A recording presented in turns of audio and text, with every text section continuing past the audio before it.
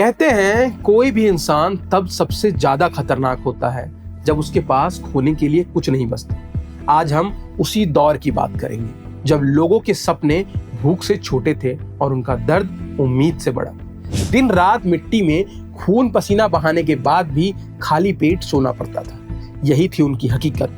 और जब उनका दुख अपने हद पार कर गया तब उनकी खामोशी भी आवाज में बदल गई। और ये आवाज उस इंसान की थी जिसे बराबरी चाहिए थी। और कहते हैं ना, जब भूख और हक टकराते हैं तो इतिहास बनता है। ये बात उसी इतिहास की, उस कहानी की जिसने उत्तर भारत के बहुत सारे इलाकों को रेड जोन में बदल दिया। कहानी भारत के पहले नक्सलवादी आंदोलन की। नमस्कार, मेरा नाम है राकेश।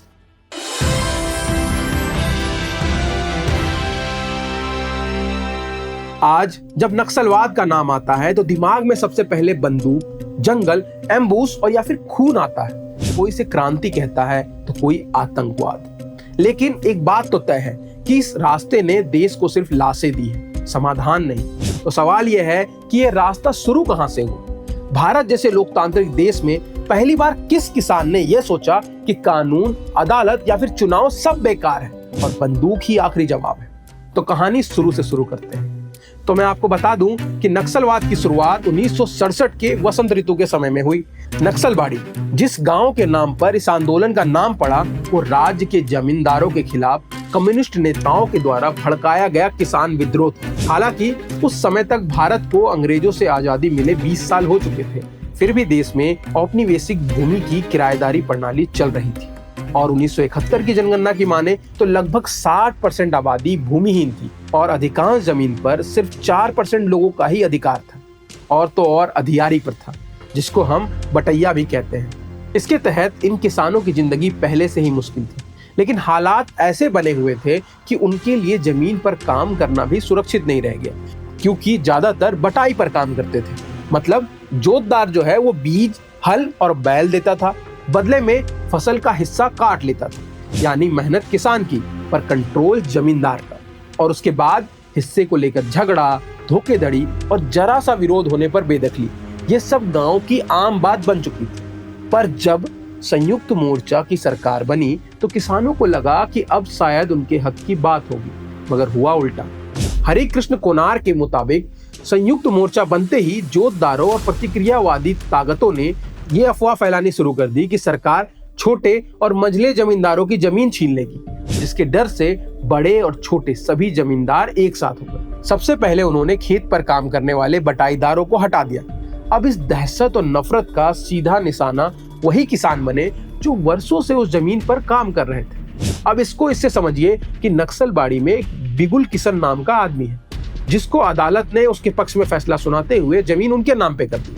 पर जमीन उसके नाम पर करने के बाद भी जमींदारों ने गुंडों के साथ मिलकर उसे खेत से बेदखल कर दिया और उस पर हमला किया। अब सोचिए, कानून की जीत कागज पर तो हो गई पर जमीन पर नहीं। तब किसानों ने साफ साफ ये महसूस किया कि अगर अदालत का फैसला भी उन्हें नहीं बचा पाएगा तो कोई नई सरकार आने के बाद भी जमींदार वैसा ही आतंक जारी रखेंगे।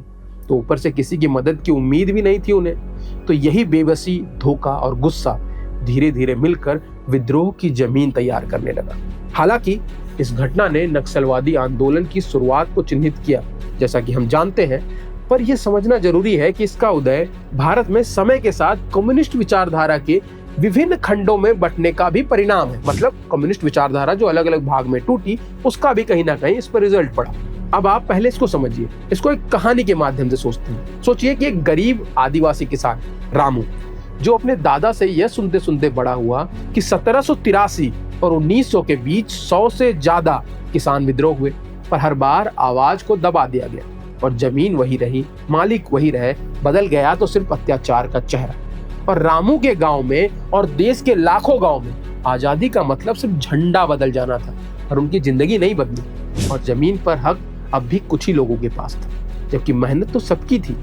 और इसी पृष्ठभूमि में 1925 में कम्युनिस्ट पार्टी ऑफ इंडिया बनी, जो रूस के अक्टूबर क्रांति और वैश्विक कम्युनिस्ट आंदोलन से प्रेरित होकर समाजवाद की अगुवाई में बनी थी। वो ब्रिटिश साम्राज्यवाद के खिलाफ क्रांति का सपना देख रही थी, लेकिन गांव के गरीब के लिए ये सब शुरुआत में बस दूर की बातें लगती थी। इसके बाद समय के साथ पार्टी का रास्ता बदला। 1951 में उनके नेता मॉस्को गए।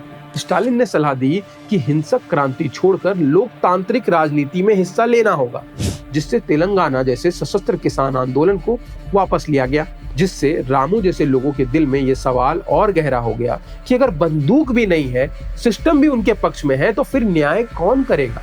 इस बीच दूसरी तरफ देश का राजनीतिक नक्शा बदल रहा था।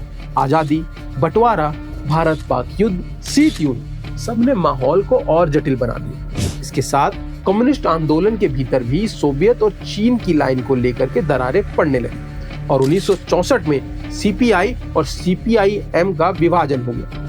लेकिन गांव के किसानों के लिए इन बहसों का मतलब सिर्फ इतना था कि उसके नाम पर लड़ने वाले भी अब खुद में ही लड़ रहे हैं। जब 1967 में सीपीआई-एम ने चुनाव लड़ा तो वो सत्ता हासिल कर ले गई, मंत्री बने, कैबिनेट पद भी मिला। तब बहुत से युवा कार्यकर्ताओं को लग रहा था कि पार्टी ने क्रांति के सपनों से समझौता कर लिया है। और फिर पश्चिम बंगाल के एक छोटे से कोने नक्सलबाड़ी में वसंत ऋतु की दोपहर में वो गुस्सा फूट पड़ा, जहां के दमित किसानों ने धनुष बाण और देसी हथियार के बल पर जमींदारों के खिलाफ जमीन पर कब्जा करना शुरू कर दिया। पुलिस की गोलियां चली, खून बहा और इस एक घटना ने पूरे देश में एक नए शब्द को जन्म दिया, नक्सलवाद, जो दरअसल नक्सलबाड़ी की उस मिट्टी से निकला हुआ नाम था। उस दौर में चारू मजुमदार, कानू सन्याल, जंगल संथाल जैसे नेताओं ने यह तर्क रखा कि असली क्रांति शहर के मजदूर नहीं, गांव के गरीब किसान और आदिवासी करेंगे। और माओ की तर्ज पर लंबे पीपल्स वॉर यानी कि दीर्घ जनयुद्ध की कल्पना रखी गई, जहां राज्य को गांव-गांव, जंगल-जंगल से घेर कर कमजोर किया जाएगा। मजुमदार के हिस्टोरिक एड डॉक्यूमेंट्स जैसे लेखों ने युवाओं में आग, सूचना देने वालों और राज्य के प्रतिनिधियों पर सीधा हिंसा और यह विश्वास कि लोकतंत्र जो है वो महज गुजरवा जाल है, जिसे तोड़कर ही नया समाज बन सकता है। और इसी के बाद ही 1969 में कम्युनिस्ट पार्टी ऑफ इंडिया मार्क्सवादी लेनिनवादी बनी, जिसका नारा था कि चीन का रास्ता ही हमारा रास्ता है। लेकिन 1962 के भारत चीन युद्ध की याद और राष्ट्रीय भावनाओं ने इस खुले चीन समर्थक रुख को समाज के बड़े हिस्से से दूर कर दिया और राज्य ने भी इसे कठोर तरीके से दबाया।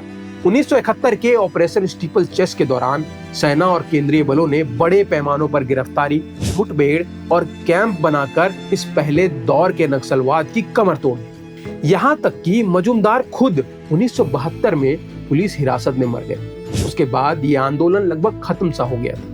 पर फिर 1990 के दशक में जब आर्थिक उदारीकरण के साथ भारत ने नई शुरुआत की, जो विकास और विस्थापन की इस खाई को और चौड़ा कर दिया, क्योंकि उससे सड़कें, कारखाने और खदानें तो आई, लेकिन जिन जंगलों में पीढ़ियों से आदिवासी रहते थे वो अब खनिज संपदा घोषित कर दी गई थी और कंपनियों को दे दी गई थी। और यहीं से नक्सली समूह ने खुद को फिर से जनता के रक्षक के रूप में पेश किया।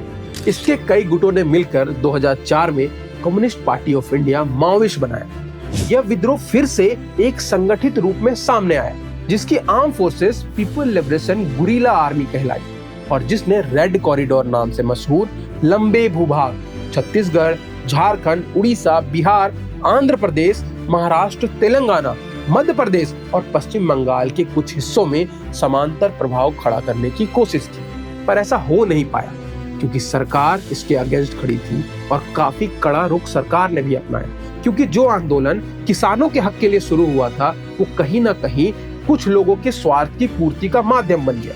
अब ये कहानी बहुत लंबी है, तो अगर आपको ये कहानी अच्छी लग रही है तो हमें कमेंट सेक्शन में बताइए कि इस कहानी को पूरा किया जाए या नहीं।